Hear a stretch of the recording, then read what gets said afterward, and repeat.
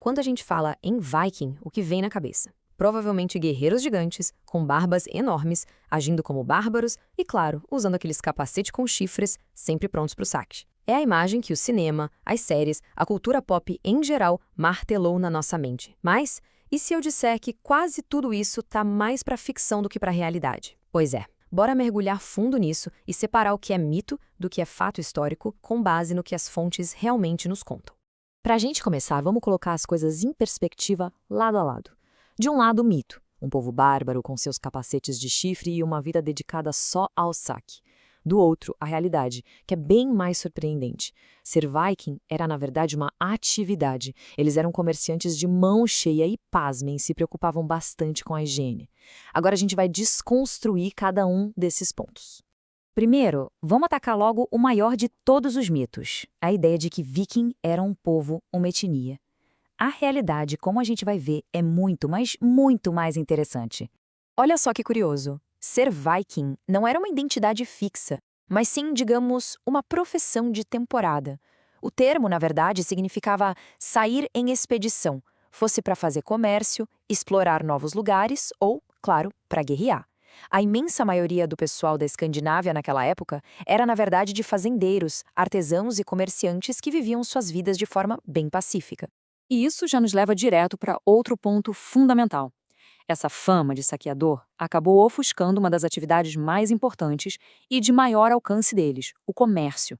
Vamos dar uma olhada no tamanho dessa rede. E quem pensa que eles viviam isolados está muito enganado. As rotas comerciais deles eram gigantescas, conectando a Escandinávia não só com o Mar Báltico e o Mar do Norte, mas chegando até o Mediterrâneo e o Oriente, usando os rios da Europa Oriental. Eles eram, de certa forma, os globalistas da sua época, uma verdadeira potência econômica e não apenas militar. E já que a gente está falando de exploração, bom, agora vem um dos fatos mais impressionantes sobre os nórdicos. Uma coisa que muda completamente a linha do tempo que a gente aprendeu sobre as grandes navegações. Então, grupos nórdicos chegaram onde hoje é o Canadá por volta do ano 1000. Isso mesmo, quase 500 anos antes de Cristóvão Colombo. E isso não é só uma teoria, não. Existem provas arqueológicas concretas, como o assentamento de Lens aux Meros, que confirmam essa presença pioneira no continente americano. Essa imagem de exploradores tão avançados cruzando o Atlântico muitas vezes não combina com aquela outra imagem que a gente tem, a do bárbaro, sujo e todo desgrenhado, né?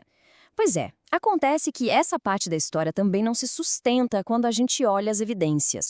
As escavações arqueológicas em toda a Escandinávia encontraram uma quantidade impressionante de itens de cuidado pessoal.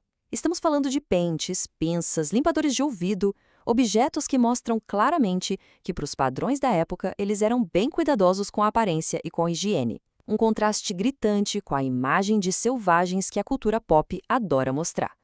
Ah, e finalmente chegou a hora. A gente precisa falar do elefante na sala. Ou melhor, dos chifres no capacete. Esse é, sem a menor sombra de dúvida, o mito visual mais famoso e duradouro de todos.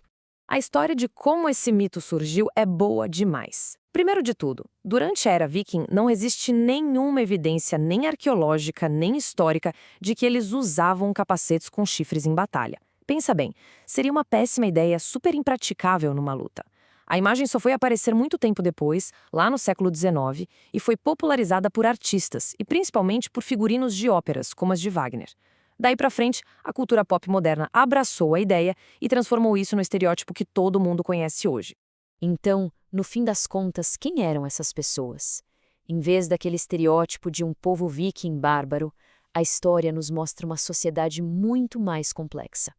Uma sociedade de agricultores, comerciantes muito habilidosos, exploradores pioneiros e artesãos super talentosos. Uma imagem muito mais rica e, sinceramente, muito mais humana. E tudo isso, claro, deixa aquela pulga atrás da orelha, né? Se uma imagem tão forte e consolidada como a do viking com capacete de chifres pode estar completamente errada, fica a pergunta: que outros mitos históricos a gente simplesmente aceita como verdade sem nem questionar? A história, pelo visto, tá cheia de surpresas, é só a gente olhar um pouquinho mais de perto.